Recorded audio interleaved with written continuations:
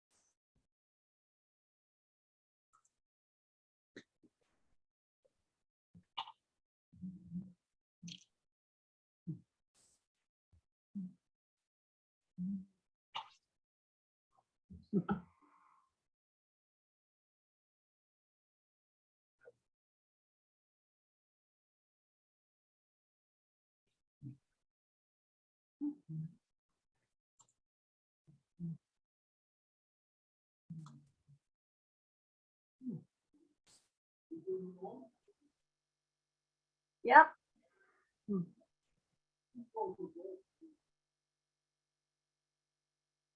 Okay. I think they're still waiting.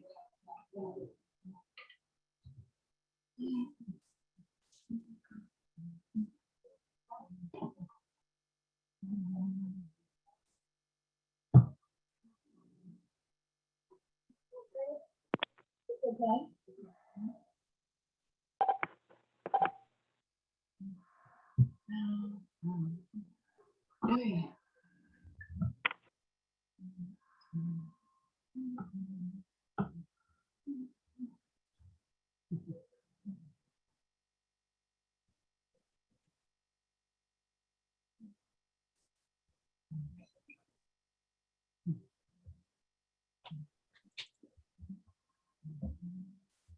I'm still getting people joining, so I'm gonna just give it another minute or two, and then we'll start. Okay. How's everybody doing? Good. It's good to see everybody. We had a little hiatus there. We took a unexpected break in November, and then we were off for December. But now we're back. Hello, Randy. I'm here. Hello, Ed. It's good timing, Ed.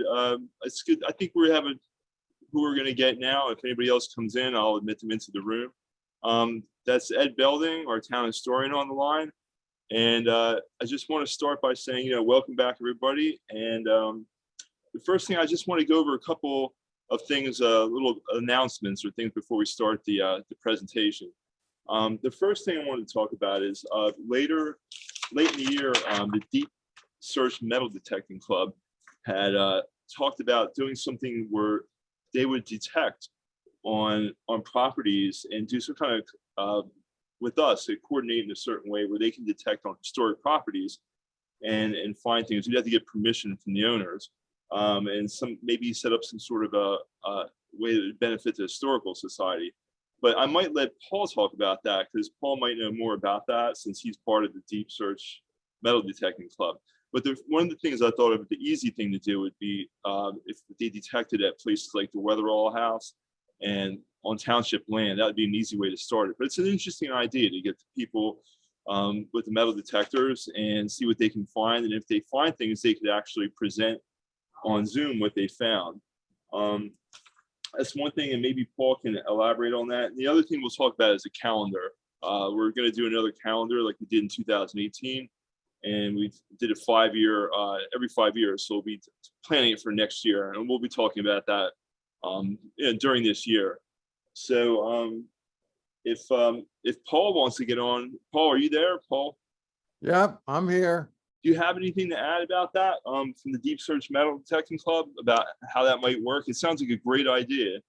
Well, it's been exposed already in North Jersey. We made considerable amount of money where each participant paid into a system, and they were able to keep the finds that they found, and the money went to the township where we in North Jersey. And I think they're going to do it again in that municipality. And it's a nice way to contribute by metal detectorists who would then visit the houses, and their money would go to help the township in their needs. Yeah, that sounds like a great idea. Is that some sort of agreement you had written up, and how that would work, or how did you guys work that part? I haven't been involved in the mechanics, and I would imagine that there's some sort of an agreement that I could always share and get from them with you, and you could decide if it meets your specifications. That sounds great. I figure you must have had something worked up, and we could talk about that. We could talk about that. I'll email you any kind of questions I have. That sounds great. It sounds like a great idea. The other thing I wanted to talk about real briefly was lately I've been putting up Facebook posts on historic places in town, and they've been getting a really good response. For example, I shared something last week on Mechanics Hall. It was a place that was on the junction that had burned down, and it really generated a lot of interest. I post them on our library's page, and I also post them on the South Brunswick community page. But a lot of people are talking back and forth about the locations of it and their memories of it. So if you go on to South Brunswick's, the library's Facebook page, you could be part of that, and you'll see all those things in there. So yeah, so I just wanted to alert everybody to that. And there's a lot of discussions on there too. People have memories of, going to, for example, I did one on the Grange, and a lot of people remember going to the Grange. So those sort of things are really interesting. I actually learned things from it, and sometimes people actually find our posts, things that I posted from Ed about from our blog, our South Brunswick history blog, and they find it themselves. People are just looking up, look, I found this, and it's information that I had posted that Ed had written. So it's really pretty lively. So I encourage you to check it out. And that's all I have. So Ed, if you're ready, we can start the program. Yes, first of all, can everybody hear me? Last time I was on, a couple of people said they couldn't hear me. Randy, could you check to make sure everybody can hear me? I'm getting a lot of thumbs up, so I think that's good. Okay, good. I like thumbs. That's very good. What I wanted to get out of the way, as you know, Randy, I'm working on the research for the calendar in 2023, and I have 12 days where I don't have anything new. So I wanted to share those dates with anybody who knows of anything that happened in South Brunswick. Birthday of a well-known person, death date of a well-known person, an event that happened on the following days. So I'd like to read those off. Is that okay? Sounds good. Yes, and anybody who's interested in helping out, just write down these dates, because these are the most important ones that we need events for. January 6th, March 22nd, April 10th, May 22nd, June 16th, July 31st, August 14th, 18th, and 20th, September 9th and 10th, October 21st, and December 28th. That might be 13, but it's 12 or 13. So if anybody has any ideas for those dates, just contact Randy, and we can add them to our list. Also, the people who are joining us tonight are welcome to be in on the decision-making process of what event is going to be picked for each day of the year. And we'll have that at a future meeting. Is that correct, Randy? Yeah, we'll go over the dates and the different topics, and also the photographs that we'll use for each month. So I'll have a selection of photographs. We have a lot of good photos that'll make up the 12 or 13 pictures that we'll need for the calendar. Right, right. And we'll have decision-making on the pictures too. Mhm. And we want to get as many people involved in the decision-making process as possible. Okay, the next thing, with this presentation comes another contest. This is a real brain teaser, and I'm inviting everybody who's listening to be in on it, but you don't have to be in on the contest. If you're just tuning in to listen and get some information out of the subject that we have, that's fine. But we do have some people that might be interested in competing for prizes.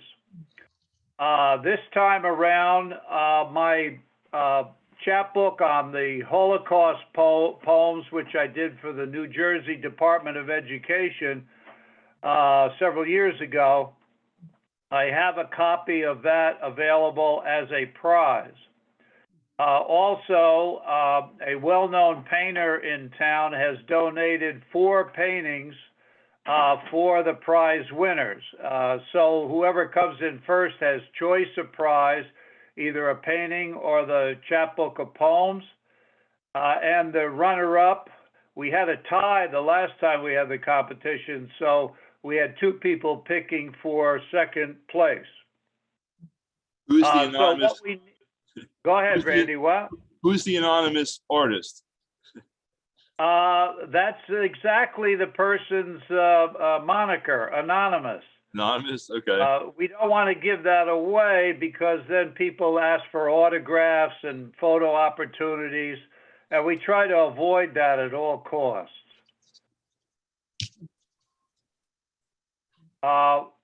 Second thing is I need the names, just the first names, and Randy, you could help me out on this.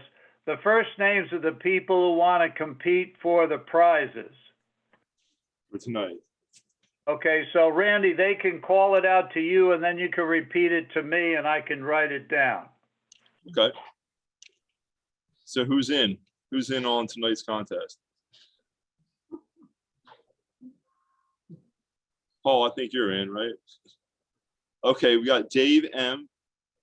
I can't see his last. Dave is in. Dave is in. Okay, Dave. Who's next? You say Paul? Paul didn't say, but I think he's in, right? Are you in, Paul? If you force me to be in, Well, he's not too shy, and I know he's real smart. So I'll put his name down. Paul. Is there anybody else? Terry? Terry? Terry's in. Terry. Now, is that with a Y or I? I forgot, Terry. It's a Y. It's a Y. Okay.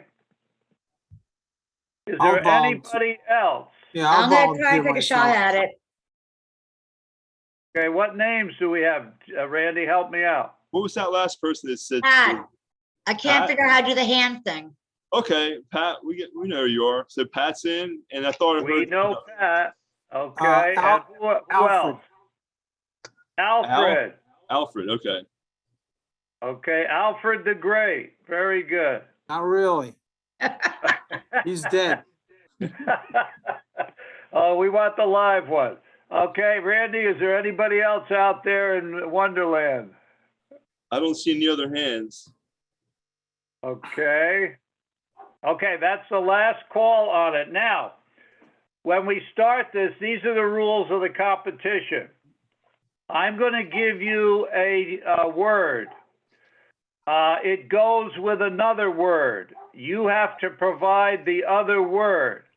The person who gives me the first answer for that word, we don't say whether it's right or wrong because the other people in the competition say they agree with that person who went first or they disagree because the answer could be right or wrong.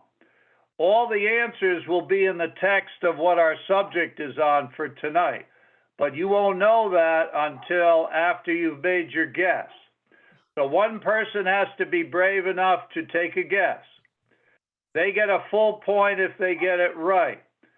Those people who agree with that person after the person made a choice, if they agree and it's right, they get a half a point.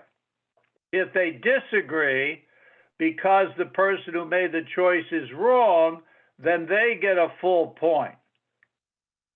Okay, now I'm sure that's clear as mud, but we'll give you an example to start. So I will say this, I'll say the word south,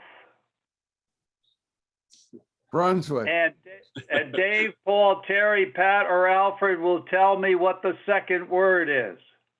River, What'd she say? river. South River. River, okay. Now, Okay, I'll run down the list here. Who was that, Terry or Pat? acted Pat. river. That was Pat. Pat said river. Okay, so South River. Okay, Dave, do you agree with that? No, I agree with South Okay. Brunswick. Okay, don't give out any answers. Just say agree or disagree. Paul, do you agree or disagree? Nay. Okay, I Thanks, get Paul. it. Terry, what do you do? Agree or disagree? Is it Terry or Barry? Terry, I think it's me. Yeah, yeah. Terry, Okay, I disagree. disagree. Okay, Pat said South River. Okay, Alfred, Disagree. disagree. So in this example, the sample round, Dave would have gotten half a point.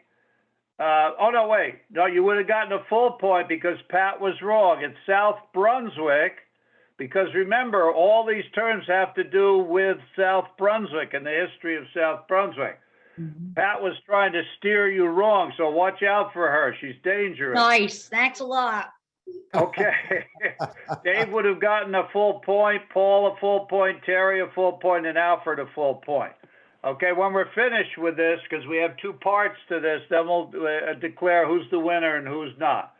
Okay, Randy, we're ready to go. The first one is Lenny. Okay. Lenape. Okay, Paul says Lenape. Okay, Dave, do you agree or disagree? I agree. Okay, and Terry, do you agree or disagree? Agree. Okay, and Pat, do you agree or disagree? Agree.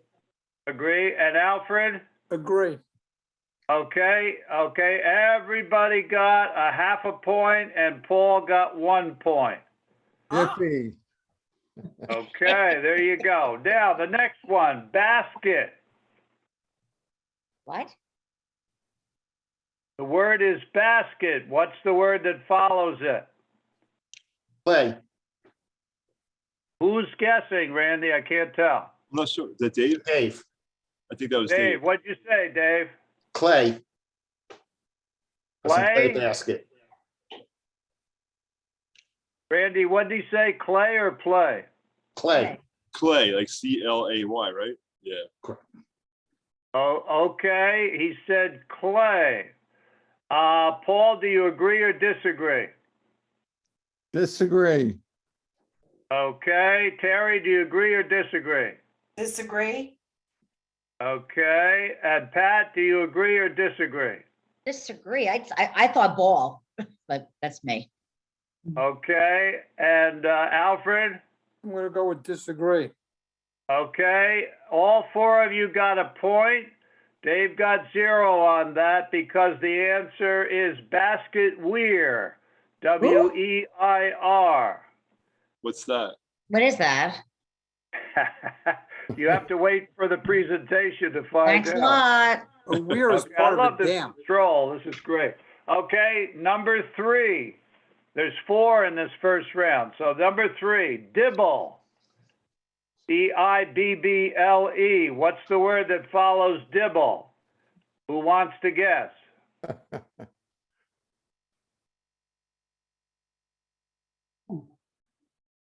The silence is deadening. Stir 'em up, Randy. Dibble. What's the second word? Sybil. Somebody's got to take a guess. Pat, you have an idea? Are you kidding? Oh, I thought you raised your hand. No, I'm like, what? Dibble.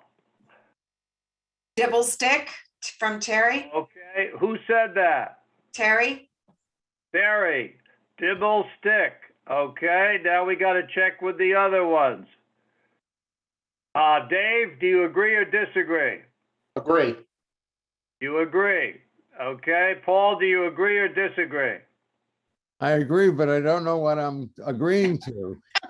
Paul, yeah. that's fantastic. You didn't know on your wedding night either, but that just happened. Wow. Hey, Ooh. Ouch. Pat, agree or disagree? I have no idea any of these things are, so I'm gonna agree because Terry said so. Okay, and Alfred, do you agree or disagree I'm gonna on dibble stick? I'll disagree. Disagree. Terry is correct. She gets Oh. a full point. Dave gets half a point. Paul, half a point. Pat gets half a point. And Alfred, you don't get nothing. Do Oh, we have a Okay. what is a dibble stick? We'll find out when we do the presentation. You're not being fun. Go ahead. He's doing Okay, a the great last job of one. keeping us interested. Yeah, he kind of does that. Last one for the first round. This is two words, red and. R-E-D, and then the word A-N-D. What is the word that follows red and? Who wants to guess? Blue? Who made the guess? Dave. Dave, okay, you said blue. Okay, let's see what the other people agree or disagree. Paul, agree or disagree? I don't think it's right. Okay, that's called disagree, Paul, thank you. Terry, Disagree. disagree. Pat, I say disagree. My first word was tan. It came out of my head, so. okay, red and tan, okay. And Alfred, the picture on the screen says red man, so I gotta go with it's red man, so I disagree. okay, you disagree, okay? You have the right string but the wrong yo-yo. What this means is Dave is wrong. Those who disagreed get one, okay? And that takes care of our first round, Randy. Okay. I will total up the scores after we finish the second round, of course. like he's Okay, doing now we're that. ready, Randy, so you can tell me when to go with the verbiage. Okay. The first one I have is the late woodland Native Americans, and I have some Native Americans. There are four people on the screen here. You saw it earlier today, so we're ready to go. Oh, okay, let me start with the narrative then. The question that we have here is when we talk about labor and laborers, we forget that in South Brunswick there were laborers doing various types of labor long before the Europeans and the Africans got here to the area. Those, of course, would be the Native Americans. And the group that we are concentrating on are the pre-1700 Native Americans. There were tribes before then, there were nations before then, and so forth, but we're concentrating on the ones that the Europeans and Africans were confronted with when they came over and settled in the South Brunswick area just before the year 1700, which makes it convenient. So this is our study of the 20,000 plus years of the Native Americans being in the South Brunswick area. And these are called the Lenni Lenape. The typical Lenni Lenape settlement site in what became the South Brunswick area consisted of a small number of round houses with a single family in the small type and several families in the large type. These dwellings, perhaps 5 or less with no more than 40 per settlement, were made of saplings in a circle with their tops tied together.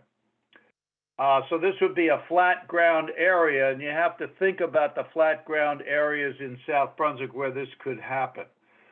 Indian Fields comes to mind, and that's properly named in that most of the artifacts found by those looking for artifacts from the Native Americans come from the Indian Fields area.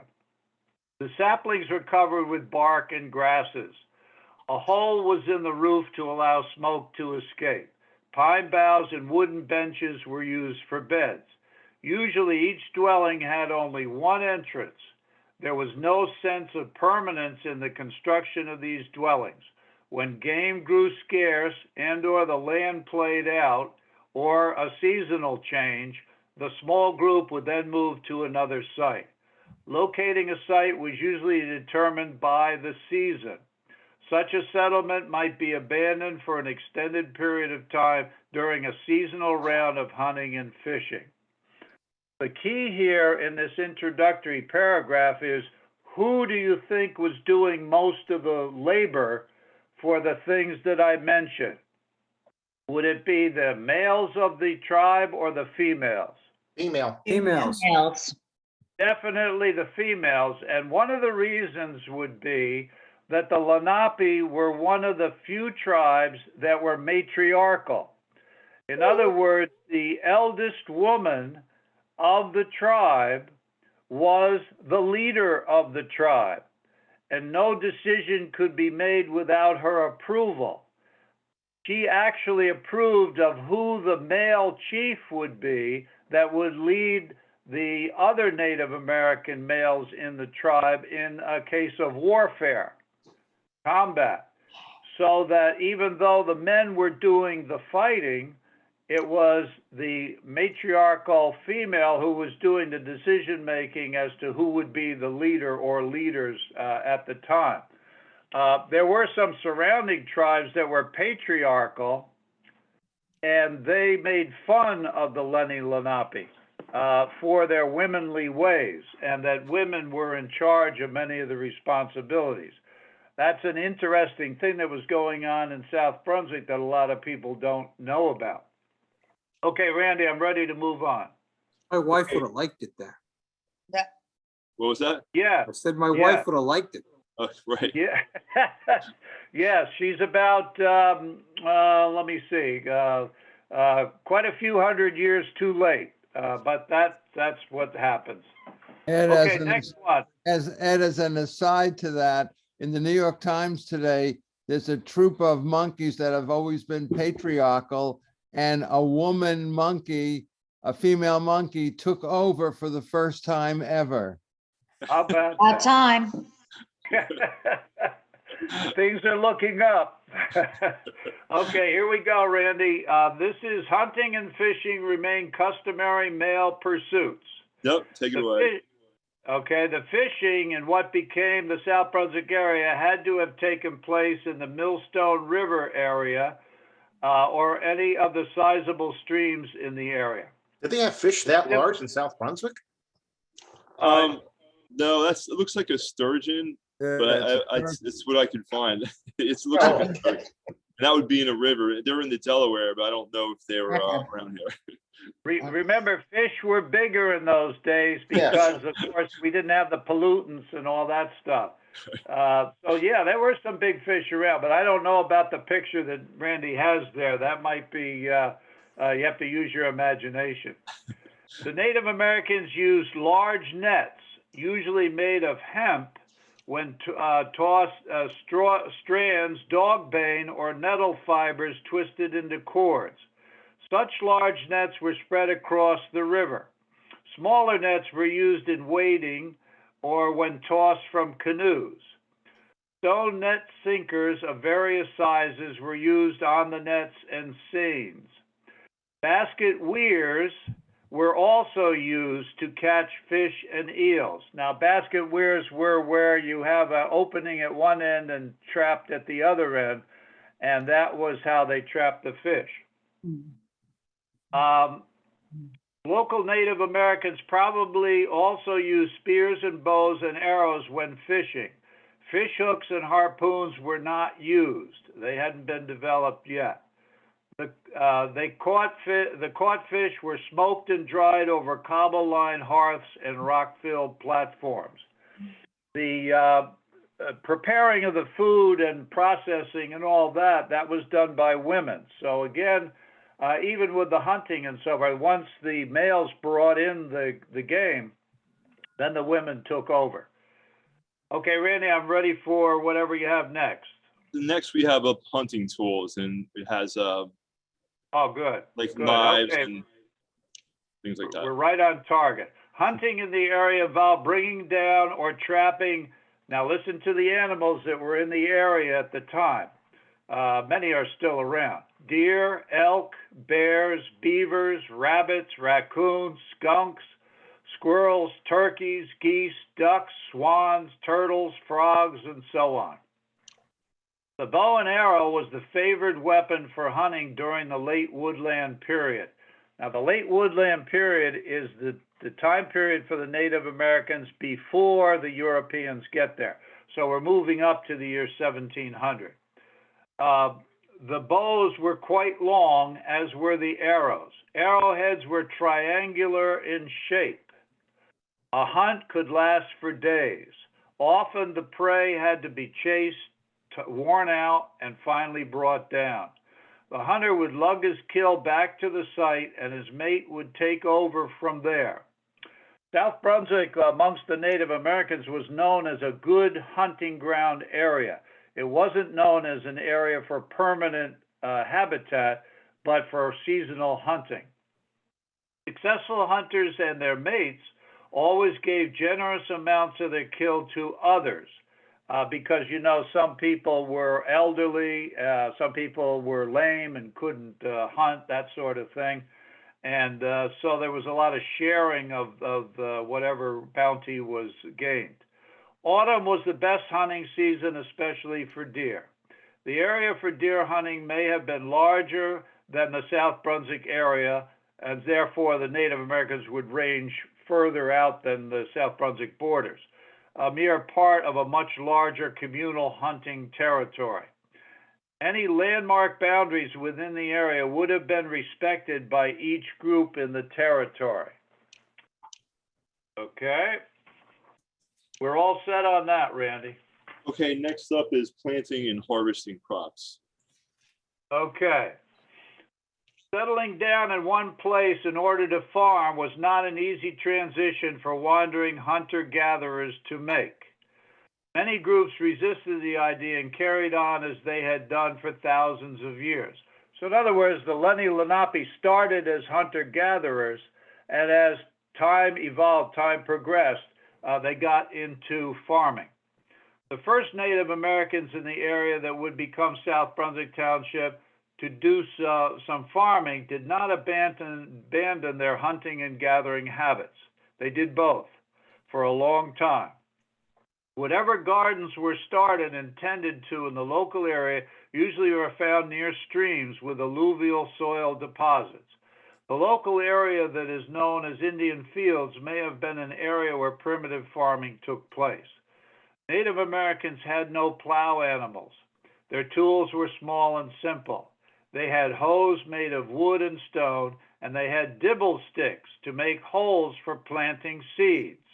There's your definition for dibble stick. Some forested areas were cleared with axes and/or controlled burns in order to create more land for planting and fertilizing the soil. Still in all, farming was on a small scale, but grudgingly moving towards expansion. And of course, who was doing most of the planting and the farming and the harvesting of the crops? Women. Women. Women. Okay. Okay, Randy, I'm moving on. Okay. How the Lenape Native Americans south of the Minisink groups came into farming is based on conjecture. Either they developed it through trial and error or borrowed ideas from groups which they came into contact with. They may have started by clearing sapling-covered sites, felling surrounding larger trees, and burning off the underbrush. The resultant ash was then used as fertilizer. Corn, beans, and/or squash seeds were planted.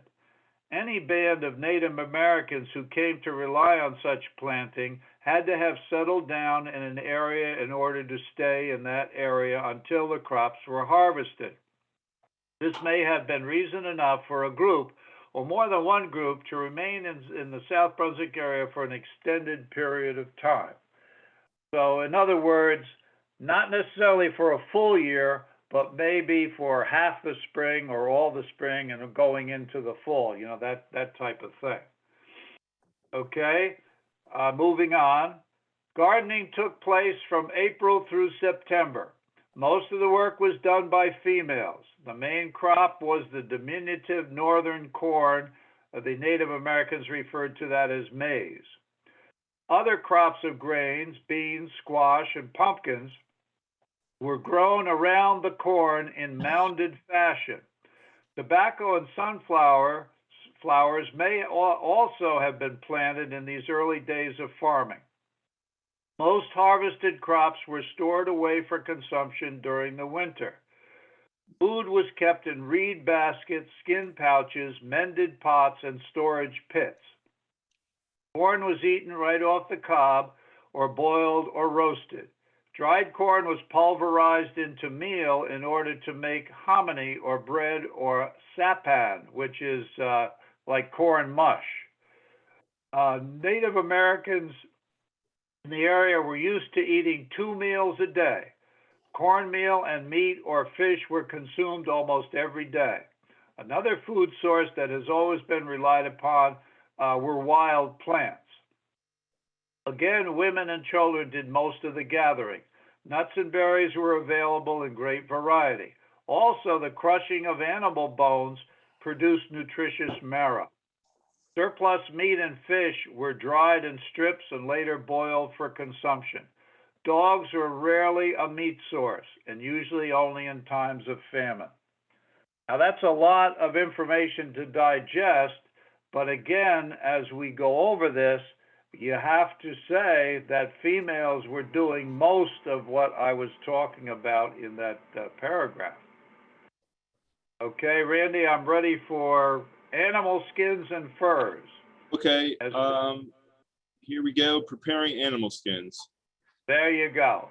As well as bones, hooves, claws, intestines, and sinews served many essential purposes. So any game that was caught, every part of that animal was put to some use. Weaving was rare in the late woodland period, except in the making of baskets and mats. Again, a female endeavor. Pottery was common. Again, a female endeavor. It varied in shape, size, and style. Clay for pottery making was mixed with crushed stone, sand, shells, or fibers to prevent cracking during the drying process. Coil construction for clay pots was popular during this period. A paddle and a scraper were used to make sure the coils were fused together to see that the vessel was serviceable for an extended period of time. Such pots tended to be larger than the ones which had come before. They were more varied with the exterior design. Okay.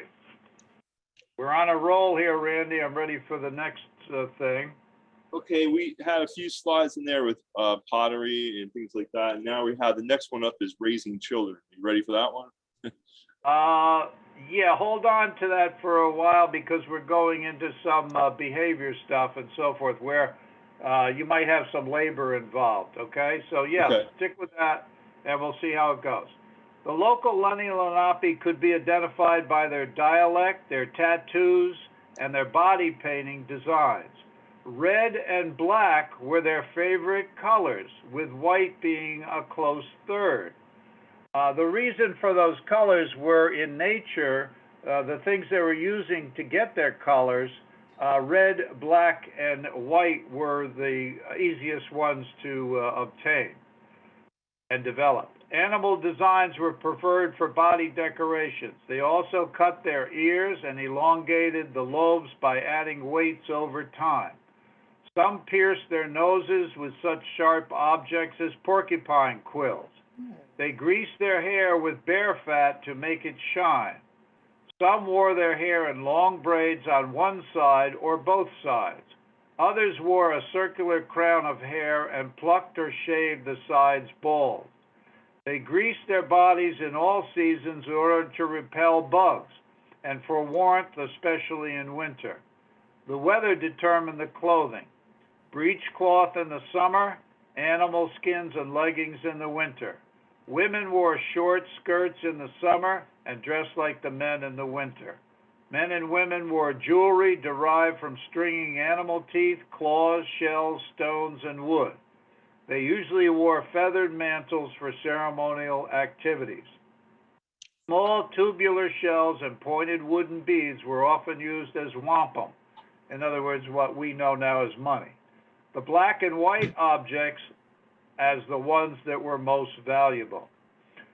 In that paragraph, again, we have examples of labor.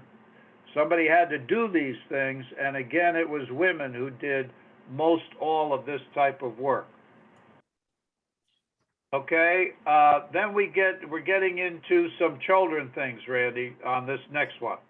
Okay. Lenape yeah. Native Americans favor matrilineal descent, with the mother and her siblings having a higher status and priority over others in the group. A mature woman was held in highest esteem. She ruled a house, and her children belonged to her clan, not her mate's clan. A settlement in the South Brunswick area would have been matrilocal, with a mother's daughters living with their mates where the mother was located. So if the male came from another tribe, another clan or whatever, they had to live where the person he was wedded to was living, not the other way around. So the male didn't take the bride and go back to his tribe. He had to leave his tribe and come to the woman's tribe. All children were raised by a mother and her sisters. The male's main role was as a provider and protector. When a man found a mate, he left his family and moved in with his mate's family. Such mating always took place outside a particular group. A male was eligible for mating at 17, a female at 13. Now, the matriarch would make the decision as to whether you could wed somebody or not. You couldn't just decide on your own.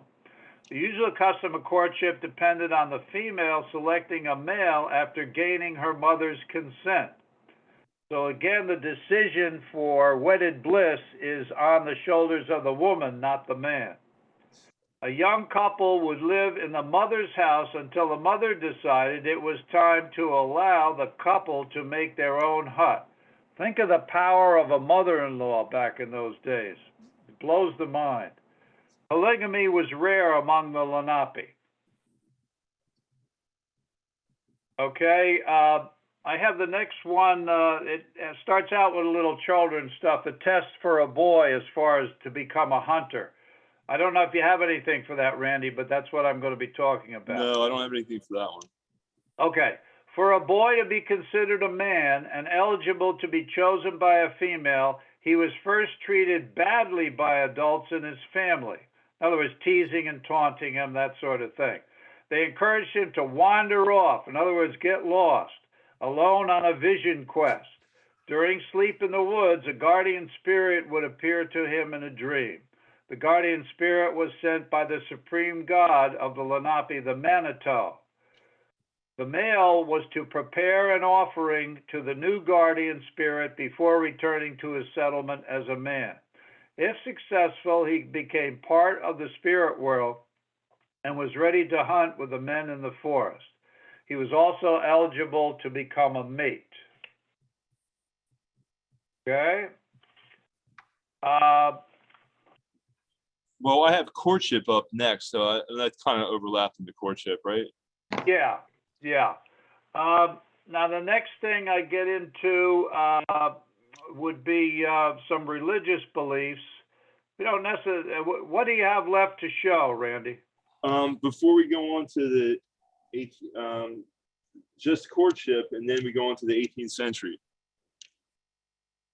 Oh, okay, but that's for the Europeans. Right. Right, so you're running out of pictures for the Native Americans, right? Yeah, that's my last picture. It's actually courtship for the Native Americans. Oh, okay, well, let me finish up with the leadership thing, and I'll skip the religious thing unless somebody's really interested in that. Leadership was manifested in a few ways. A chief would have been a male chosen by the women with the highest status in the group. The chief would reign in peacetime. He would turn leadership over to the strongest male in the group in times of war. So in other words, the chief that the women or woman picked may not be strong enough or young enough, etc., to go and fight. So therefore, the leadership had to be turned over to somebody who could handle that. Decisions at most times were made in a council involving the chief, the shaman, the wise man, the elders, and the warriors. The war aspect of one of the cycles was rare for the Lenape before the coming of the Europeans.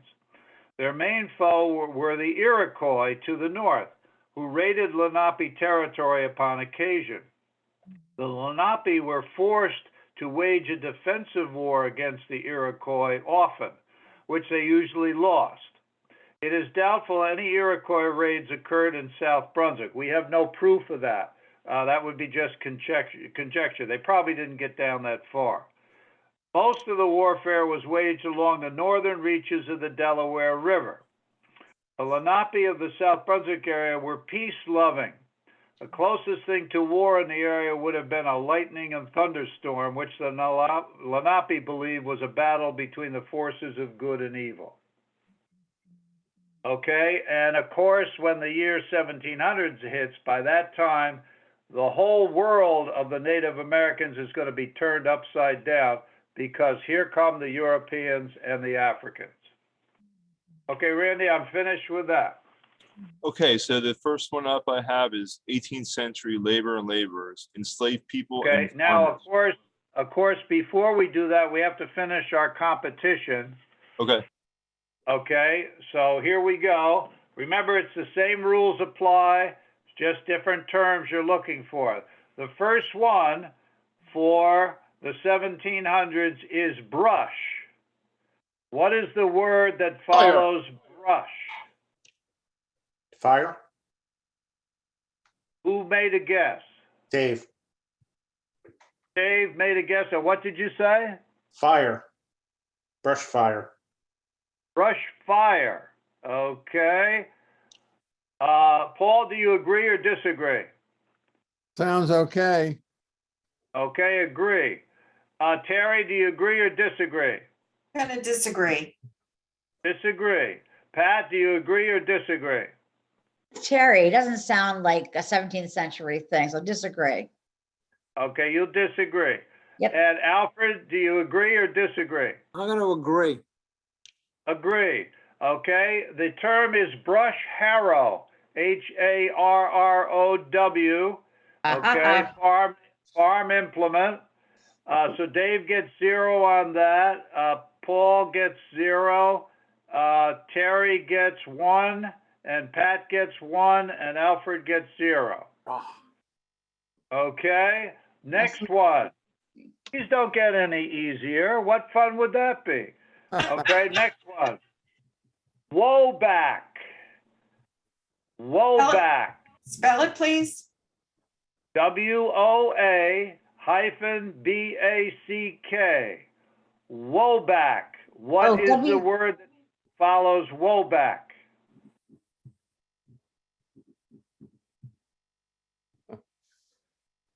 Who wants to take a guess? Okay, could you spell that again, please? That's weird.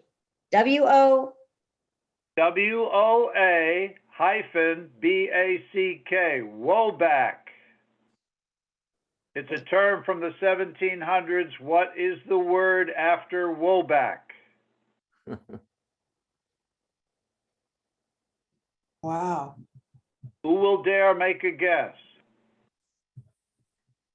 Harness. Who is this? This is Pat? Yeah, And you said artist? harness, like a Oh, horse. harness. Whoa, yeah. whatever. Good choice, good choice. Okay, now, Dave, do you agree or disagree? Disagree. Disagree. Paul, do you agree or disagree? I don't know what I'm disagreeing about, but I disagree. Okay. Terry, do you agree or disagree? I'm gonna agree. Sounds logical. Okay, and Alfred, do you agree or disagree? I'm gonna disagree. Disagree. It is Woback Rake, Ooh, a Woback Rake. Hmm, So Pat gets 0, and Terry gets 0, and Dave gets 1, and Paul gets 1, and Alfred gets 1. Okay, the next one. The word is seed, S-E-E-D. What is the word following seed? Ling, like seedling. So that would be part of a word. Seedling would be one word. You're looking for a complete word after the word seed. bag, Seed hag, did you say? bag, B-A-G. Seed bag, that's Pat? Yeah, Okay. Seed bag. Dave, do you agree or disagree? Disagree. Disagree. Paul, do you agree or disagree? Disagree. Disagree. Terry, do you agree or disagree? disagree. Okay, and Alfred? I'm gonna agree. Agree. Okay. It is seed cleaning. What? Seed cleaning. Okay, so Alfred and Pat are out, and Dave, Paul, and Terry get 1. The last one in the competition before we start the 1700s. This is actually an easy one. say, Whale oil. What is the Lamp. word that follows Lamp. whale oil? lamp. Did you win? That says lamp. Yeah, didn't Terry say that too? I did. Alfred said it too. Okay. Okay, who said it first, Randy? I think Pat. That was you, Pat right? Yeah. said it first? Yep. Did she pay you money under the table, Randy? Okay, Pat said it first, whale oil lamp. Dave, do you agree I agree. or disagree? Agree. You agree, okay. Paul, do you agree or disagree? I'll have to agree. Okay, and Terry, do you agree or disagree? Agree. Okay, and Alfred? I have to agree. I said it too. Okay. Okay, and everybody is correct and gets something. Pat gets 1, everybody else gets a half. Who else said it? They should get a point too. No, you don't make the rules, I make the rules. Oh my Everybody is going to be pleased with the results because Uh-huh. you're all good sports. Okay, so I'll total us up after we finish the second part, okay, Randy? Okay. Okay, good. Now you're starting on your pictures for the 1700s. Yeah. The 18th century labor and laborers, enslaved Okay, people, and farmers. and you have the slaves in bondage photo there, picture? Yeah. Yep. That's right. Okay, right. A lot of the labor in the 1700s goes virtually unnoticed, and obviously we have to give credit to those who did a lot of the work in the South Brunswick area. They happen to be African Americans. This was a forced labor situation, but you have to understand that most of South Brunswick was not ready to be farmed. It had to be prepared to be farmed. That meant that a lot of the forested areas had to be cleared. Well, the slaves did a lot of that work, and the clearing of that then allowed for the farms to be in operation. So please keep that in mind as we go through this. This is basically information culled from one of the state agriculturalists who did a lot of research on colonial farming.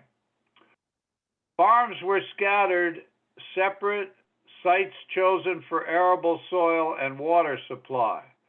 Clearings were chopped out of the primeval forest. Each home was an independent unit. Neighbors were far apart, connected by trails and later by rough roads. That's, of course, your Native American trails, like what turned into Route 27, what turned into George's Road, and possibly Ridge Road. Those were the three main Indian trails, Native American trails, that were then turned into roads. Each home was an independent unit. Neighbors were far apart, connected by trails and later rough roads. There was no telephone, no radio, no television, no mail delivery, no local grocery. It was often many miles to the nearest mill for grinding flour. And South Brunswick, in those days, before it was known as South Brunswick, had several mills cropping up, of course, where you had a stream, a river, that type of thing, or to a settlement for needed supplies. That would be the logical place for the farmers to go for supplies would be New Brunswick, although some also journeyed down to Trenton. Or a doctor. Farmers had to be self-sufficient. All work had to be done by human or animal power. Livestock included horses, cows, oxen, rarely mules, chickens, ducks, and geese, hogs, and sheep. The only fuel was wood, the only heating of homes by fireplace, the only cooking over the fireplace coals, and in a beehive or Dutch oven attached to the house.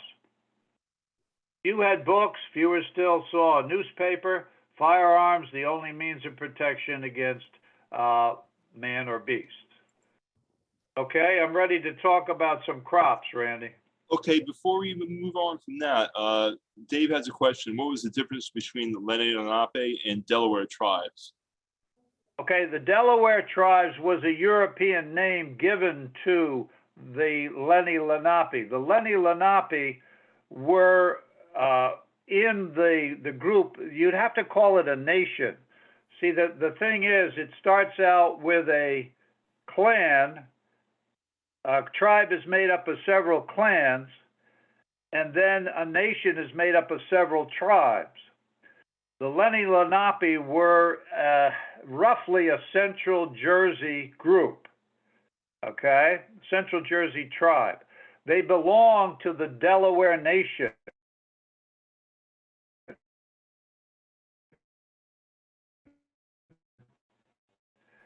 And of course, that is a river, that sort of thing, is a European name. So Delaware Indians is not a name that the Native Americans use. They, however, would use a name like Lenni Lenape, but that's how it works out. The Lenni Lenape were associated, and it did have trade and so forth, with the other of their nation that was along the Delaware River and in the Delaware Bay, that area. So there is a connection there, yeah. Does that help answer your question? Yes, thank you. Okay, good. Now, Randy, we're ready with some crops here. And then we get into equipment. It doesn't really matter what you show. It'll all add up in the end. Yeah, okay, we have the crops, but after that we have the farmhouses. So right now I have crops up on the screen. That's Okay, actually good. a picture of South Brunswick there. That barn there is a South Brunswick barn. Okay. May not go back to the 1700s, but it looks old and messed up, right? Yeah, it's a little beat Okay, up. so we'll say it almost makes it for the time period. Wheat and rye grown for bread, barley and oats for animal feed, flax for fiber, potatoes, carrots, squash, beans, corn, beets, and herbs in the garden areas. Buckwheat was an occasional crop. Maple trees were tapped for syrup and sugar. Honey a treat from discovery of a bee tree, where a hive would be. Okay, now I get into the equipment, Randy. Yeah, let me get over to that spot. It's a few slides up here. A little bit out of it. Yep. Okay. Right. Early plows were of wood, sometimes with a sharp strip of iron for slow wear of the share or mold bird. Now, one of the problems was the superstitions that were rampant among the colonial farmers back in the 1700s. And a lot of farmers did not trust putting iron on a plow. Let me explain. Charles Newbold of Burlington patented an improved plow in 1797, at the end of the time period we're talking about. So for most of the century, the wooden plow was used. The entire unit was of cast iron, so that's where it was completely metal. It was not accepted for fear that the iron poisoned the soil. And this is why the farmers would not use iron on their plows for many, many decades. Mm. David Peacock patented the idea of separate parts, so wear replacement was possible without discarding the entire unit. Thomas Jefferson developed a mathematical formula for the design of a curved mold board to better invert the furrow slice. So you see, a lot was going on with the evolution of the plow. And of course, with the evolution of the plow came better farming. After plowing, the soil was smoothed by means of a harrow. The first were a triangle of wood with iron pegs, also used for cultivating for weed control. Some were hinged for width adjustment. Okay, Randy, ready for planting here. Okay, planting. Let me go back for a second. I have vegetables and fruit trees. I have a slide for vegetables and a slide for fruit trees. You're right on the money. Here we go. Planting was traditionally by broadcasting. Seeds covered afterwards by brush harrow. So the brush harrow was used to cover the seeds that had been planted. Jethro Tull, not the rock group, of England in 1747 advocated use of a drill for depositing seeds accurately, but first U.S. patent on seed drill was not until 1799, right at the end of the century that we're talking about. So again, farmers were slow to pick up the idea of a seed drill. Corn was planted in hills using a dibble stick or a hoe to make the hole. So in other words, they were following what the Native Americans I did. have a South Brunswick show, as I told you. And if you have a second, somebody wanted to know what nationality were the first Europeans to farm in South Brunswick. Planting in So South. who was here? Who was doing the farming as far as Okay. The first European nationality, if you want to say it's first, would be the Dutch. Dutch? Okay. People from the Netherlands area, mainly because they came down what is now known as Route 27 in the earliest days. However, the earliest settlers, the ones down around Kingston, were English. Higgins might have been Scotch-Irish, but we tend to think of the Higgins family, which their house is still up right just before you get into Kingston, just past the Amish market. Up on the right, on the Franklin side, he had fields on the South Brunswick side. That would be what we call the first European family to settle, the Higgins family. Then you had Greenland and Brunson and so forth, and they were very close, actually on the other side of the Millstone River, but they had land also where Kingston is. They would be English. They came from Piscataway. They went from Piscataway over to that area.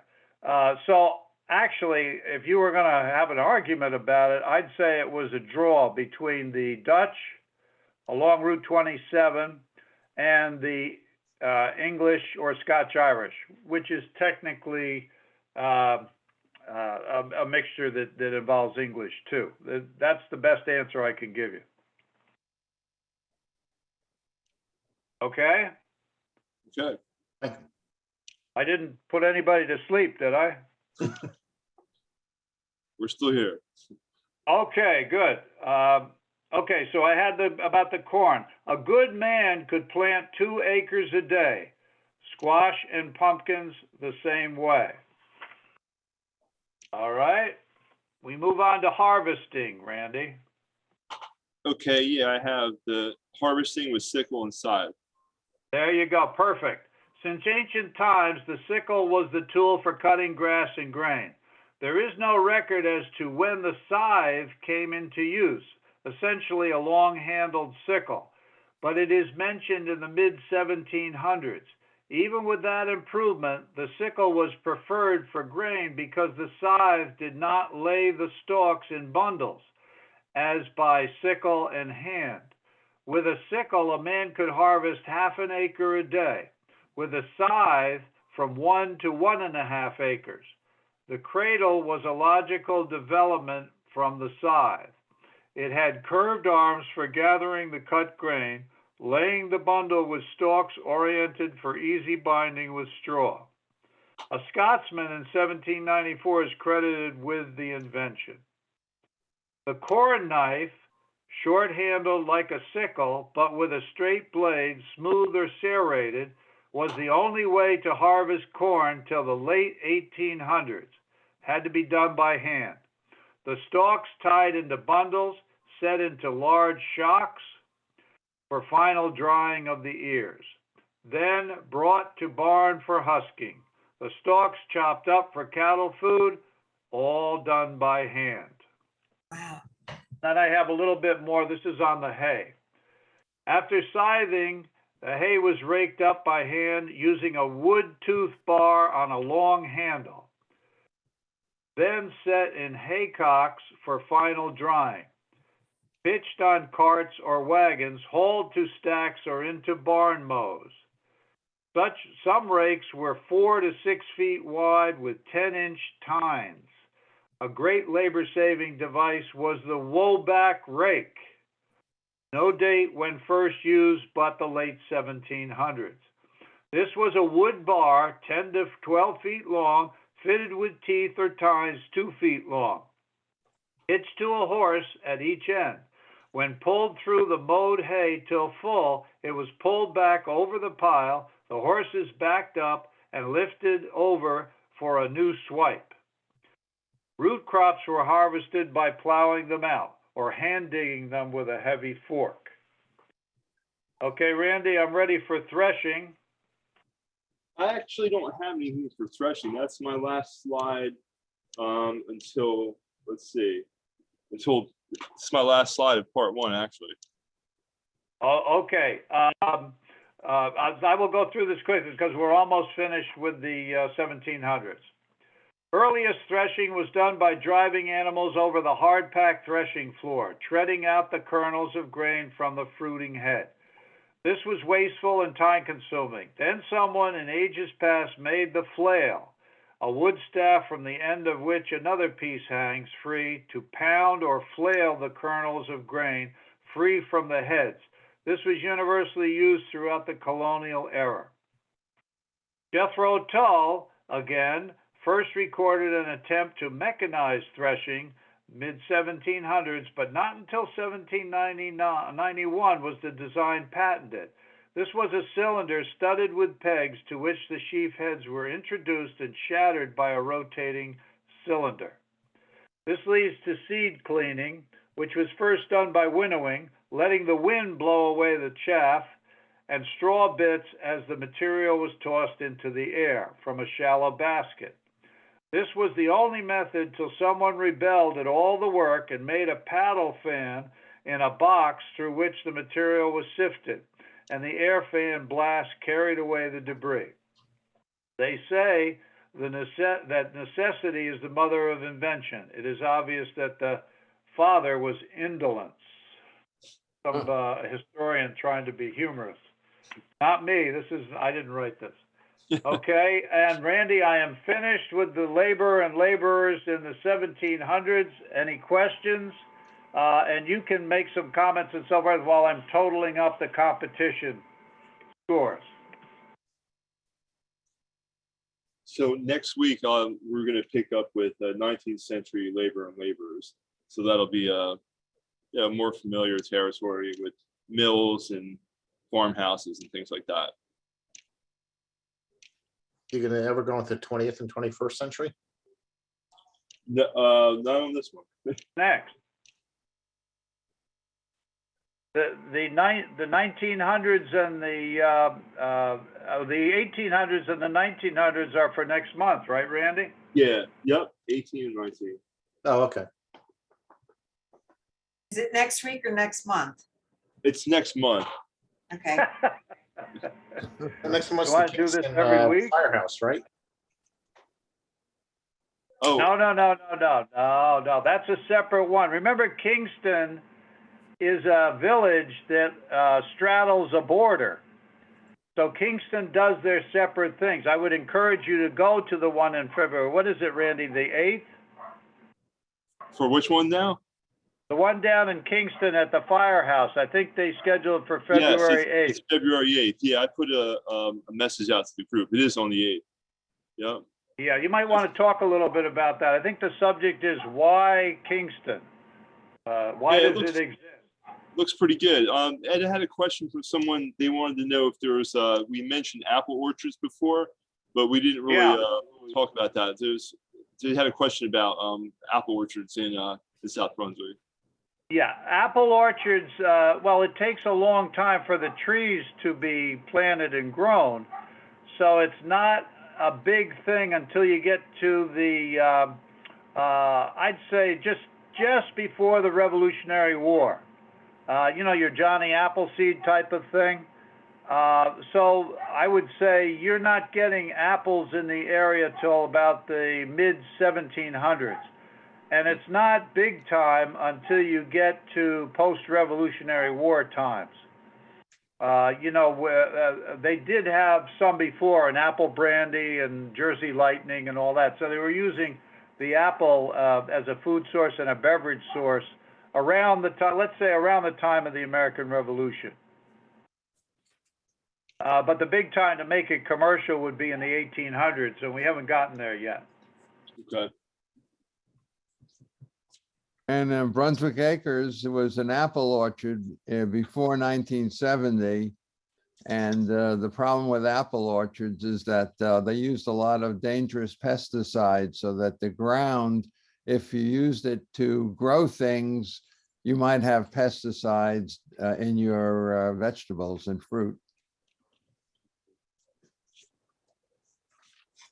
Correct, yeah. And we really don't get to pesticides until you get to the 1900s. And of course, the South Brunswick area was famous for its farms and the crops that were being grown there. And this was all with natural, you know, what you would call organic today. But then when you get and Rutgers was big on this, the Rutgers Ag School, using various modern progressive techniques in farming. And so you had a lot of that stuff coming in the 1900s, very early on in the 1900s, I might add. Well, it's funny, my mom, when she grew up in South Brunswick on a farm, her thing, they couldn't afford pesticides. So basically they all walked around with a mason jar of kerosene and literally picked the bugs off by hand and threw them in the kerosene jar because they couldn't afford pesticides. Yeah. Yeah, you had all those techniques are used, you know, and the way it is with chemicals and so forth, who knows, but we may have to go back to farming without those chemicals. Things are possibly getting out of hand. You know, as we modernize and modernize and modernize, there might be a tipping point where it's just too much and the environment won't be able to take it. Well, the water is already contaminated. 13 counties have PAS in their water Correct. systems. So we're in trouble. Yeah, yeah, and that's one of the things that's interesting about going back and looking at how people did things in the old days. You know, and as we approach modern times, and in a sense, your early modern times are in the 1800s, and that'll be the next thing, next century we talk about. And it's a question of whether, you know, in the name of progress, have we made progress really, or have we not? You know, and then you get the old saw, the good old days. Well, maybe there were things about the good old days that were actually good, and you know, might have a comeback. Who knows? It's possible. They did have a lot of blights and, scourges with locusts too, so it wasn't always all Oh, that yeah. good. Yeah, and one of the big things was mosquitoes. Mosquitoes were huge in the area, you know, because of the swamp areas and all that. And again, in the early 1900s, there was a campaign, and the doctor from Rutgers who was spearheading it lived in South Brunswick. So he used South Brunswick as his lab to try to eradicate mosquitoes forever, and it didn't work. We still have them today. What was his name? It's on the tip of my Like tongue. Hadley? Clark? What is it? Was his last name Clark?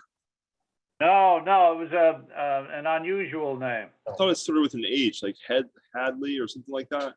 Yeah, Hadley, that's it, Hadley. Yeah, Professor Hadley.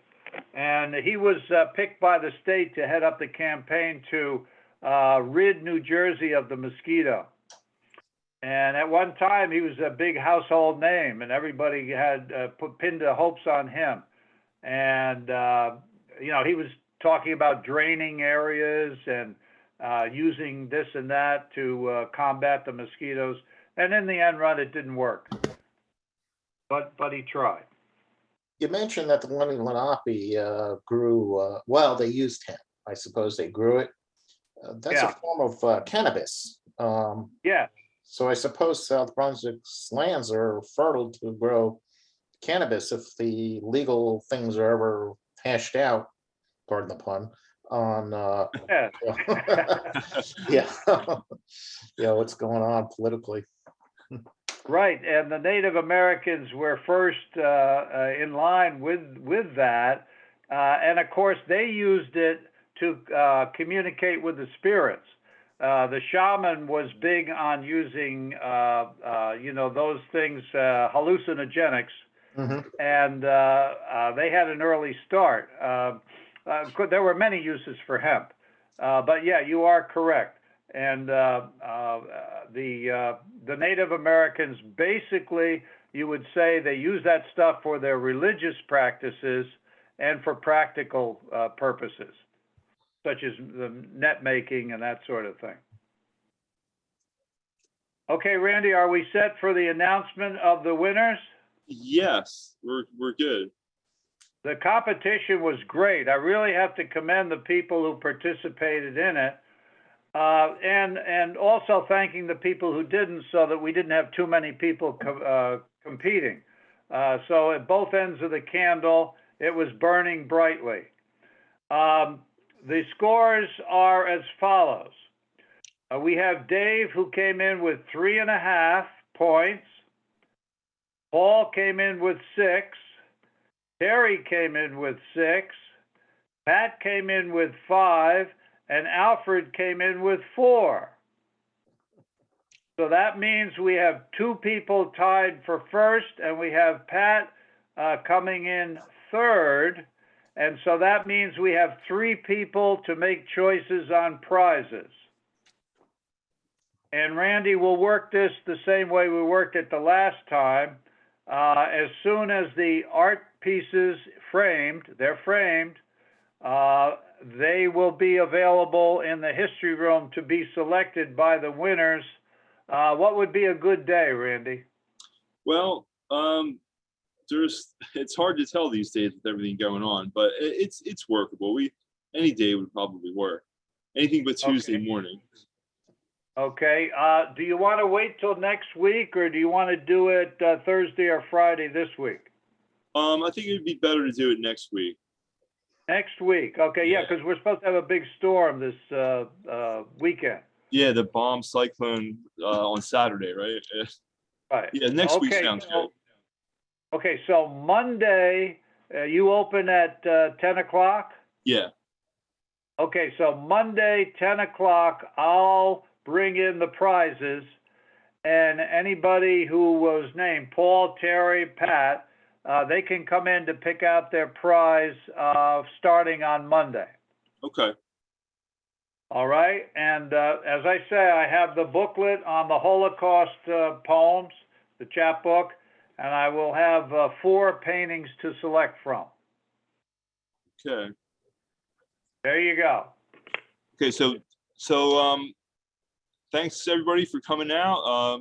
We'll see you next month, and don't forget to check out our Facebook page for the history posts. And do you have anything else, Ed?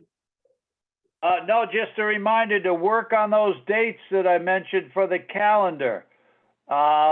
It looks like this is going to be a better calendar than the first one we put out, and we sold out on that calendar within a matter of days. And so this is going to be dynamite, and I'm sure more people will know about it. And Randy, we got to think about printing more copies of the calendar. Yeah, I think we should up it a bit because those sold out pretty quickly. Yeah. So we look forward to it. And as I say, anybody who was tuned in can help participate in deciding what's going to be in the calendar. And that's it. I'm all set. Okay. Well, if that's it, we'll see everybody next month, and have a good month. Okay. Good night, all. Good night. Good night. All right.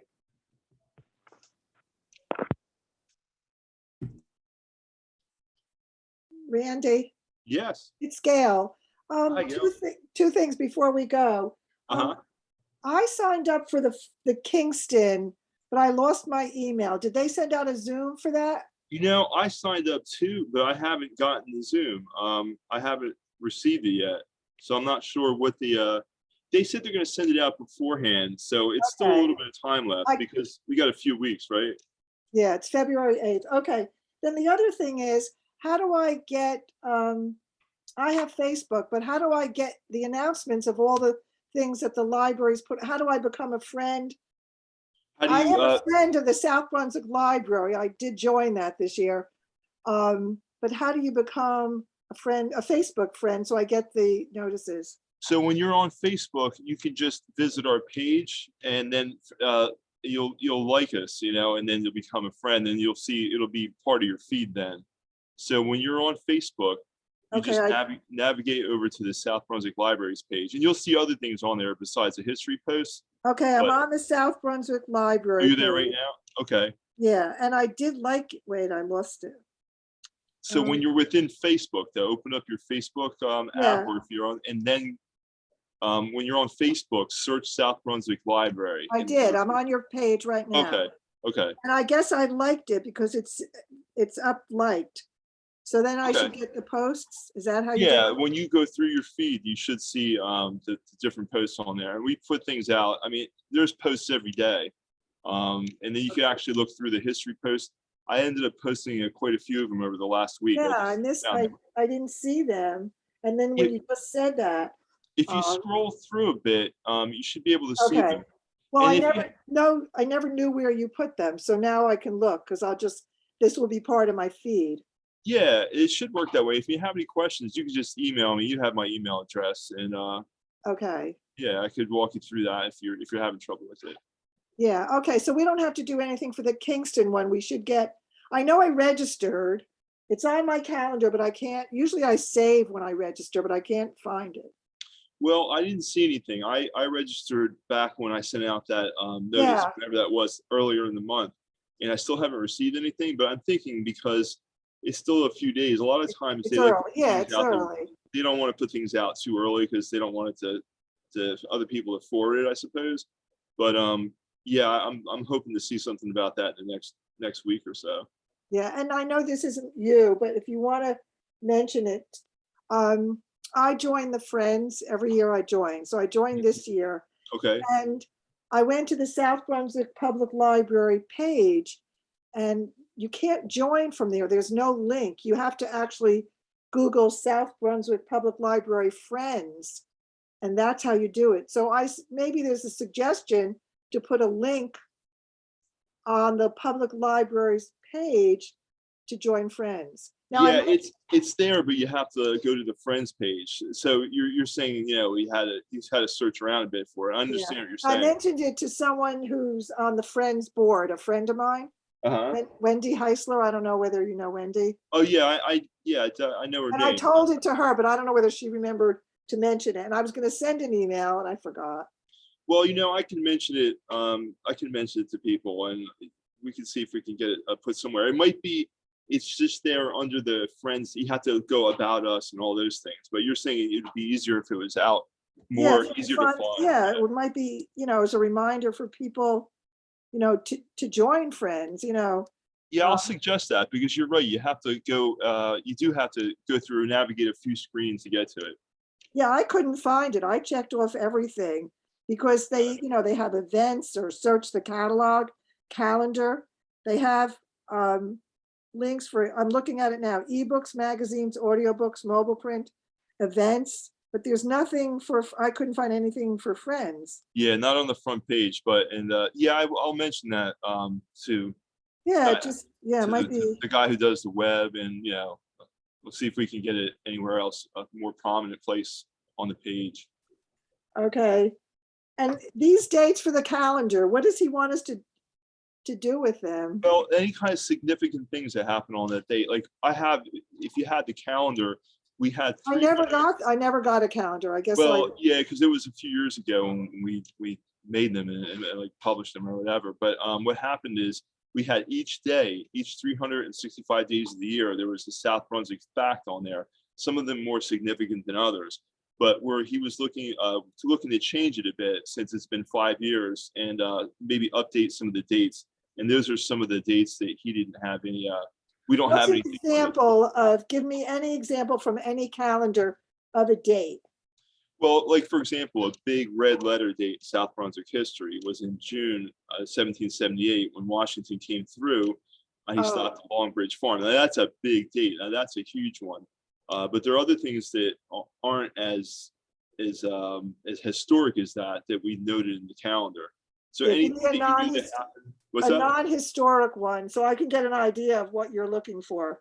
Like for example, one of the ones that was on the calendar there was a restaurant that was hugely popular in South Brunswick called Fat Eddie's. This is back in the 70s is when it opened. So that was an entry. So there's an example of, you have Washington coming through, which is a big historic thing, and then you have something that's not quite as historic as a restaurant opening up, and so those are the two types of things, and everywhere in between too. So anything that you have a significant or any kind of South Brunswick happening on a certain date, that's what he's looking for. It's not that easy to find, but maybe people would have something in mind that you can remember. Like for example, something happened if your child was in school or something like that on a certain day. So that's kind of what he's looking for. Okay. Any ideas of how you search for that stuff, or no? To search for it is what I find them, because when I go through the newspapers, when I do my Facebook posts, a lot of times with the pictures, I look up a history of what happened along there. And sometimes I look through the old newspapers, I can find significant dates that plug it in. But it's for someone who isn't actually like searching through databases or through newspapers. I don't know. I don't know how you come up with it, because I'm just thinking of myself. I don't memorize dates like that. Okay, I'll think, but it doesn't look familiar. Yeah. Okay, thank you for that information. And if you get something from Kingston, could you, just in case, I know I registered for it. I sent an email back to them, and I can't find a copy of what I registered. And usually I save everything. Well, you know what I'm gonna do? It's Gail. You're Gail, right? Yeah, Gail Weber. Gail Weber. Yeah, I'm gonna I'm gonna email the person there and see if they know anything about when they'll send it out. And then if Or I if- find anything out, I'll let you know. Or if you don't mind sending me another form and I'll re-register. Oh, yeah, I had that. I could do that. I could do like, right now or in a few minutes. So I'll do that. Okay. Okay, thank you very much. Okay. All right. All right. Good night. Good night. Hi, I was just on another meeting.